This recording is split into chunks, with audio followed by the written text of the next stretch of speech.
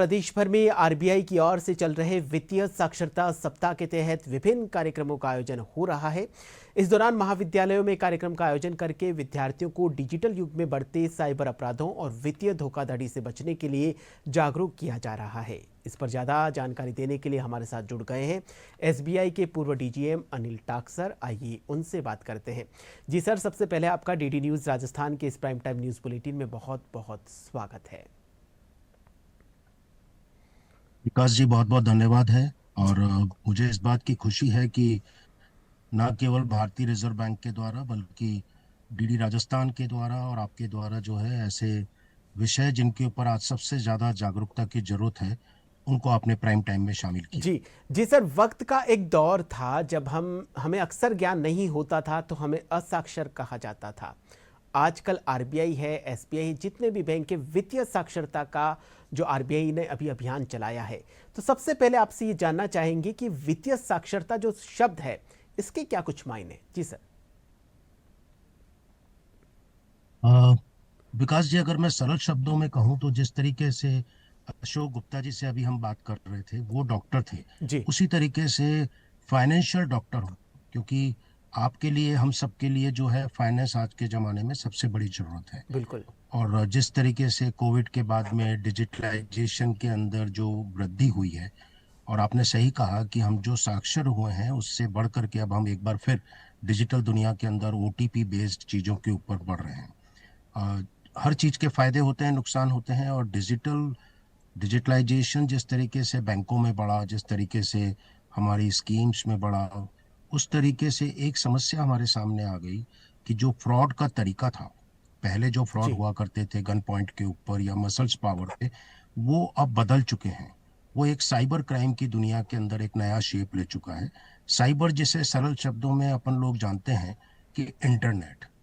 जी internet से और दो डिवाइस के मध्य जैसे आज आप और हम जुड़े हैं, बिल्कुल। उस तरीके से साइबर क्राइम की दुनिया अपने आप में काम कर।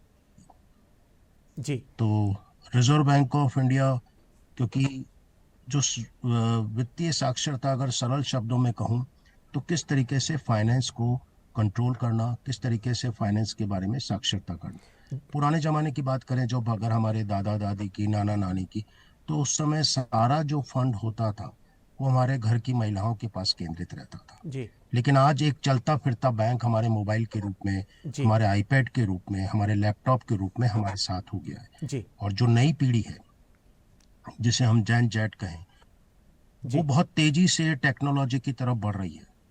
लेकिन जितनी तेजी से उनके अंदर अवेयरनेस होनी चाहिए, जागरूकता होनी चाहिए, वो चीजें नहीं है। सर, तो सबसे रिजर्व बड़ा। बैंक ऑफ जी इंडिया और जी स्टेट बैंक ऑफ इंडिया और बिल्कुल। सारे बैंकों के।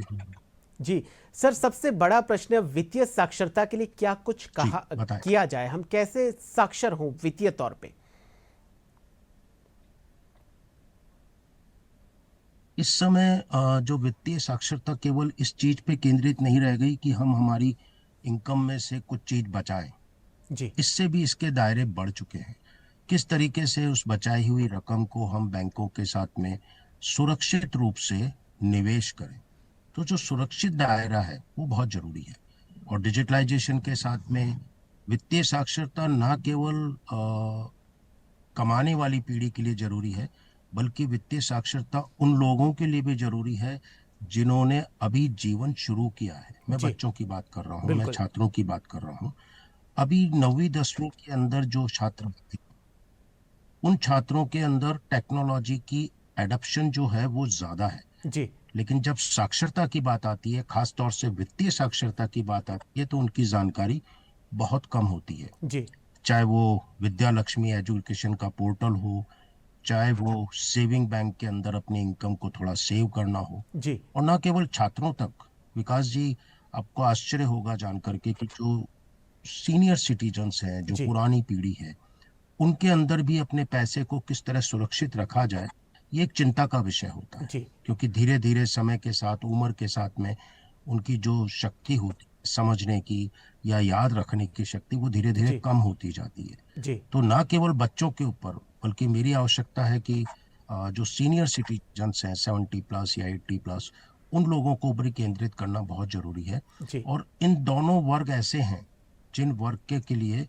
ना केवल आरबीआई बल्कि आज डीडी राजस्थान और आप जैसे जो मीडिया पर्सनल्स हैं जी वो भी उस चीज को बढ़ावा दे रहे हैं। जी एक चीज मैं जरूर कहूंगा विकास जी, अगर आप मुझे अनुमति जी, दें, बिल्कुल बिल्कुल क्योंकि पैसा जो होता है जिंदगी भर की कमाई होती है। बिल्कुल।